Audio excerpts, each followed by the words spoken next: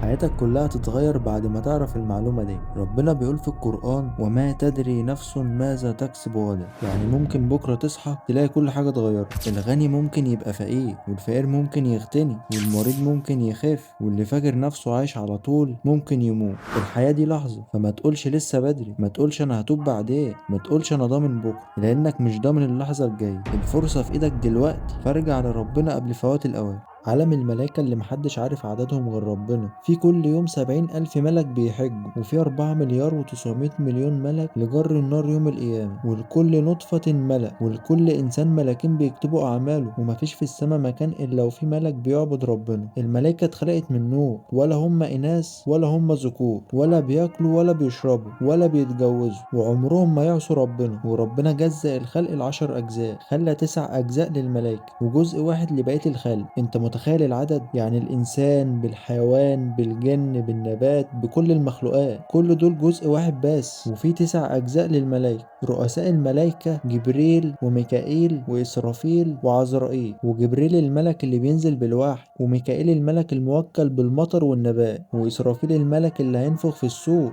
وعزرائيل ملك الموت. بعدهم الملك رضوان خازن الجنة، والملك مالك خازن النار، وفي ملك للرعد وملك للجبال، وهاروت وماروت ملكين اتذكروا في القرآن، وفي منكر ونكير ملكان القبر، ودول اللي بيسألوا الإنسان لما بيموت عن ربه ودينه وعن نبيه. وفي ملايكة كتير محدش يعرف عنها حاجة غير ربنا. في راجل اتذكر في القرآن وربنا قال عليه: أتيناه من كل شيء سببا. يعني معاه مفاتيح القوة، علم ومال وجيوش وسلطة. والراجل ده هو ذو القرنين. بس الغريب إن مفيش نبي اتقال عليه كده، ولا ملك ولا حتى فرعون. ده الوحيد اللي ربنا قال عنه: إنا مكنا له في الأرض. يعني مسيطر على الأرض كلها. وبرغم كده لما الناس طلبوا منه يحموهم من يأجوج ومأجوج، قال لهم: فأعينوني بقوة. يعني عاوز الناس تساعده، يعني مش متكبر ومش مستني منهم شكر. وده القائد الحقيقي. تفتكر بقى ربنا ذكر لنا القصة دي عشان نسمعها، ولا عشان نتعلم منها حاجة؟